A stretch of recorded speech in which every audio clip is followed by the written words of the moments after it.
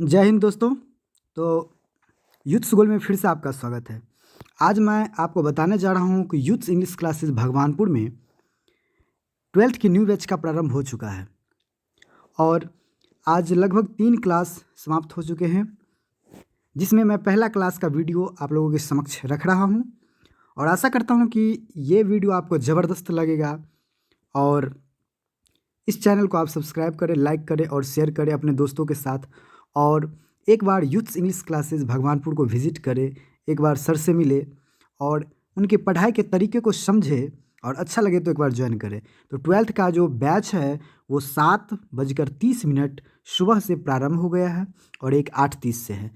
तो लीजिए, मैं आपको सबसे पहले बताने जा रहा हूँ कि हमको क्या क्या पढ़ना है, क्या क्या पढ़ना है दोस्तों। तो सबसे पहले मैं आपको ऑब्जेक्टिव क्वेश्चंस के बारे में बता दूं तो 60 क्वेश्चन ग्रामर से रहते हैं और 40 क्वेश्चन आपके टेक्स्ट बुक से रहेंगे। समझ गए? ये 60 क्वेश्चन जो है ग्रामर से रहेंगे और 40 क्वेश्चन टेक्स्ट बुक से रहेंगे।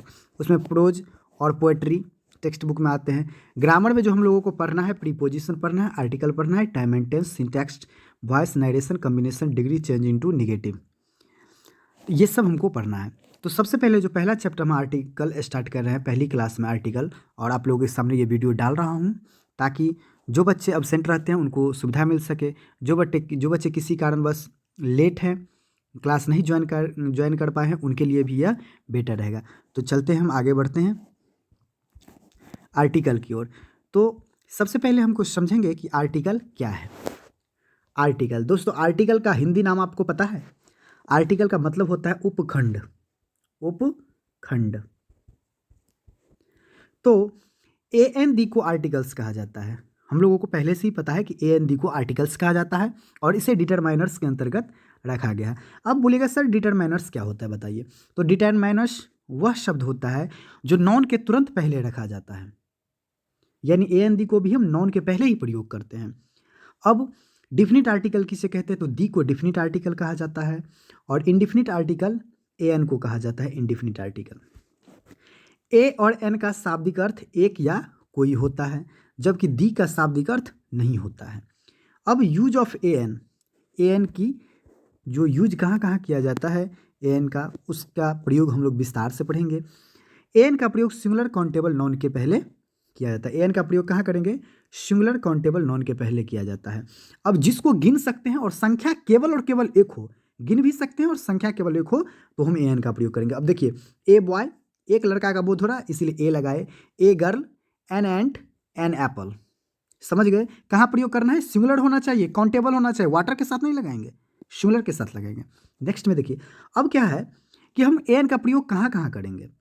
तो सामान्य नियम के अनुसार जो हम बचपन से पढ़ते आ रहे हैं कि वोवेल लेटर से जो भी नाउन प्रारंभ होगी उसके पहले एन का प्रयोग करते हैं और कंसोनेंट लेटर से शुरू होने वाले नाउन के पहले ए का प्रयोग करते हैं। लेकिन ए और एन के प्रयोग में कुछ भिन्नताएं हैं। क्या है? तो ये आप भूल जाइए कि वोवेल और कॉन्सोनेंट से क्या शुरू होता है, क्या कर रहा है, ये भूल जाइए। हम कहते हैं इसको भूल जाइए। सबसे पहले क्या करना है, जिस नॉन के पहले प्रयोग करना है उसमें उस नॉन का उच्चारण, प्रोनाउंसिएशन कर लेंगे या हिंदी में लिख लेंगे, उसे हिंदी में लिख लेंगे। उसके बाद हिंदी में लिखने के बाद हमको देखना है कि उस नॉन का पहला अक्षर क्या आता है। उस नॉन का पहला अक्षर क्या आता है, और यदि पहला अक्षर ओ आ हर्षी दीर्घी हर्षु दीर्घु ए ऐ ओ आए तो एन का प्रयोग करना है। समझ गए? ओ आ हर्षी दीर्घी हर्षु दीर्घु ए ऐ ओ आना है तो एन का प्रयोग करेंगे। यदि पहला अक्षर व्यंजन हो, कुछ भी हो इसके सिवाय, तो ए का प्रयोग कर देंगे। समझ गए? कंसेप्ट क्लियर है? चलिए आगे बढ़ते हैं। हम कुछ एग्जाम्पल्स हैं आप लोगों के सामने।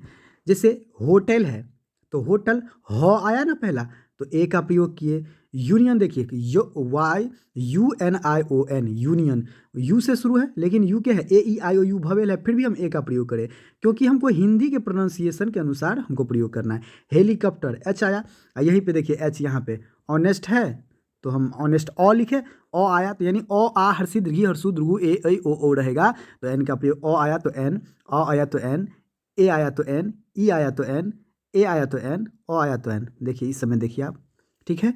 यूनिवर्स, यू आया, भवेल है, फिर भी हम ए का प्रयोग करें। जैसे सी ए है, सौ आया तो ए का स्कूल, देखिए 100 आता है। प्रोनाउंसिएशन करने के बाद इसमें ई आ जाएगा, लेकिन लिखिए हिंदी में लिख लीजिएगा, सबसे बेटर होगा। ठीक है, तो इस तरीक़ा से हम लोग समझेंगे, यानी वोवेल यानी जो स्वर है हिंदी में उनके अनुसार हम ए एन का प्रयोग करेंगे। राइट, क्लियर है कंसेप्ट? Okay, very good. अब देखिए कुछ एग्जाम्पल्स हैं, जैसे है कि ही इज अ पोस्टमैन, है ना, पोस्टमैन के साथ ए।